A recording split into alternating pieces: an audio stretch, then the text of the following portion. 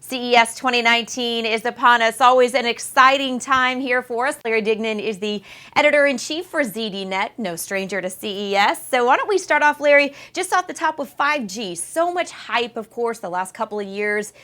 What are we going to see when it comes to CES and 5G? You're going to see a lot of talk, a lot of hype, and not a lot of action. The funny part about CES is 5G will be the thing hanging over top of everything. It'll be talked a lot about what it can do, how it's going to, change the Internet of Things, improve latency, do all these things. But the reality is the deployments are just in pilot stage right now in select markets by AT&T, Verizon, T-Mobile, and some others. The other thing is a lot of the smartphone makers are kind of holding off on their 5G phones until Mobile World Congress in February. So 5G's there. There'll be a lot of talk about it, but as far as things that, it's very typical of CES. It's very, here's some new stuff, and you may not see that new stuff till the end of the year, if at all. 5G is going to be a very similar theme there. Okay, so we're used to hearing about the hype now of 5G, and we'll continue to as we go throughout this year, Larry. But as far as CES for 2019, what will we be coming to see come to fruition? What are the things that we can really look forward to and seeing some real changes? I think the big thing you're going to see is a lot of artificial intelligence embedded in everything. I think, and where you'll see this most is going to be things like health and wellness. The companies like Medtronic, IBM, a bunch of others, they're going to be looking to apply AI as broadly as possible. So, you could see an AI-enabled toothbrush. You're going to see AI inside of everyday living things, basically. And as this happens, we'll see how it plays out. But I think we'll get to a point where every device is going to have some sort of app and AI tied to it. And what'll be interesting there is just like how broad it goes. I think at CES 2019, what we'll see is a lot of health and wellness being attached to that. And that's going to be an interesting development. And we'll get to see whether AI, can really be applied in that context. Again, the thing that's going to be interesting there is that bridge between AI and healthcare in the enterprise and industrial strength side to going all the way down to the devices. We're already starting to see some of that, with connections with the Apple Watch and Fitbit and things like that. And I think we're going to see that over time a lot in CES. Okay, and Larry, when you talk about in your article about CES being, about the hardware versus the software, how do you see that? Talk about that a little bit about this year in particular. I think what's going to be interesting this year is you basically have a lot of the players at CES. They all have different core competencies. So some are software companies, some are scientific, some are hardware based. And what I think that's forcing is a lot of design collaboration. So, Medtronic and IBM, that's one example.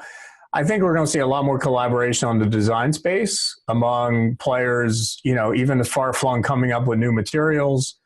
I think that's where things get interesting, and it gets interesting for robotics. It gets interesting for a lot of the things that they want to put in smart homes, smart offices, and a lot of the devices we see. So I'm kind of hoping that we see some of these design collaborations where 2-3 companies can get together and almost create an integrated stack, similar to what, Apple initially pioneered with the iPhone and its vertical stack. But I do think these companies are going to have to collaborate a lot more on designs, just because they all have different ways of attacking the market. And I think the best way for consumers and enterprises is going to be through collaboration and really working on that design aspect of the whole experience with customers. All right, and you talked a little bit about that when it comes to things like smart offices and things. What about smart cities? We're hearing a lot about that. Of course, 5G rolls nicely into that. But do you think we're going to see much when it comes to smart cities and what's on the horizon? I think you'll see things at CES tied to smart cities based on the Internet of Things. So, you'll see a lot of talk about sensors. You'll see, and this is where 5G, like the smart city almost provides the petri dish for all these technologies to come together, the analytics, the sensors, the hardware, the software. And it also requires a bunch of collaboration. I think what smart cities are lacking overall is sort of that overall platform. Like, what's that operating system look like, and what's the approach? And I don't think that'll be ironed out at CES, but you will see more smart lighting systems. You will see, more talk about analytics and basically what will be enabled by 5G.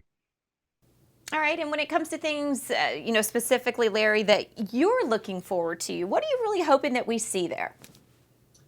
The thing to watch with CES is typically you have the show, you have the vendors there, you have the technology companies pushing their wares.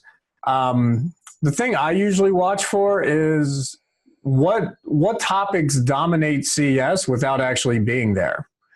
So, this year, I think it's going to be Apple and the idea of peak smartphone. In previous years, it was Amazon's home strategy. Google took up some space, without actually necessarily having a large presence. And I think this year it's going to be a lot of talk about, if iPhone demand's falling, what does that mean? So I think Apple's profit warning for the first quarter is, that was very focused on China. So I don't see how CES gets out of talk about recession, Chinese demand, what consumers are looking for. And the other thing, what's the next big thing, right? I mean, it's a long way down for the iPhone. And I think people will be very skittish about, peak smartphone, slowing demand, those type of things. So I think that's going to kind of dominate the conversation and sort of be the context that we view all of CES. All right, always exciting to look forward to see what's next. And Larry, we appreciate your insight for us. Of course, Larry Dignan, the editor-in-chief of ZDNet, with their preview for us of CES 2019.